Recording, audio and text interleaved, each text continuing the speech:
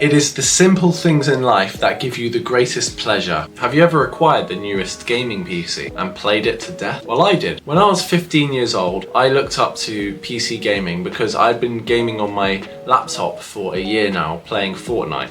It could barely run it at 20 FPS, and I seriously wanted an upgrade. I was a year away from doing my GCSEs, and I really wanted my quick fix of gaming. As the studies piled up, so did my craving for gaming. So I went onto cyberpowerpc.co.uk and bought my first gaming PC ever with all the birthday money I had received over the last few years. And when it arrived, I was ecstatic. I even opened the computer on camera so that I could see my reaction in the future. It was a magical moment for me. I set it up and I got gaming. And I played Fortnite and GTA, and I played and I played and I played until eventually I got bored. Nothing stimulated me anymore. This is a classic case of video game burnout. And at that point, your dopamine receptors are so fried that you cannot enjoy the simplest things in life anymore. So after I stopped PC gaming and went on a detox per se, I started to experience the benefits of life so much more. And I discovered a few activities that really give me the most fulfillment and happiness in my life. So I found that the moments I'm most happy are when I am with family members like my little cousins. So these little boys, Jake and Matthew, they're 10 years younger than me. And about 3 times a year they come over here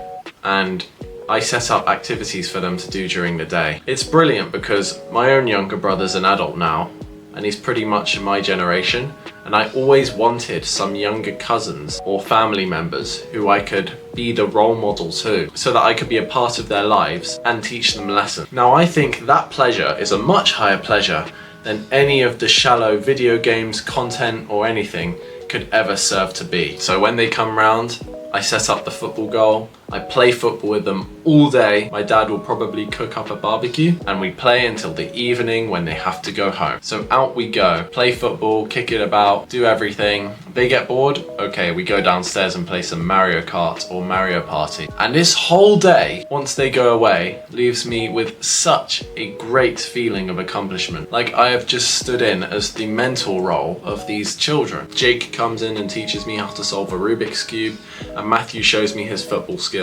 And I'm just thrilled with it all. They're so much fun to have around. And when I come to think of it, I just long to see them again. So the question is, do you have your highest pleasure? I mean, it might be like me, where you mentor younger kids and set a day out for them. Perhaps you could try getting a job at an activity kids camp, but maybe that's not for you. Maybe it's tutoring academically.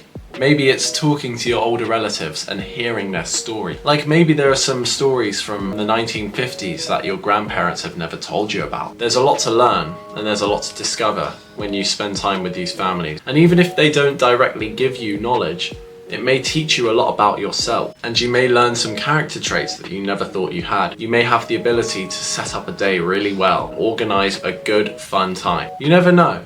You have to go out there and try. So I want you to take an action step. Find that higher pleasure that you love. And it has to be outdoor based or social based, where you go and meet up with someone and go do an activity in the wild. No phones should be relied on here unless you're looking for directions. It could just be a bike ride down the trail to the source of the river that's near you. That would be so great. I love adventure like that. So it could be adventure, it could be family time, it could be activity. It could be anything really. But it's good to involve nature to some degree, as that can help you feel more aligned to your animalistic soul. And exercise is always beneficial for you. So please go out there and discover what you love and what makes you most present, what gives you the most happiness in life, because it's definitely not on the devices. I hope you take a little detox from your devices for a while, take a break, and go and discover something new that you never thought you'd enjoy. Thanks for listening, take care, and I'll see you in the next video.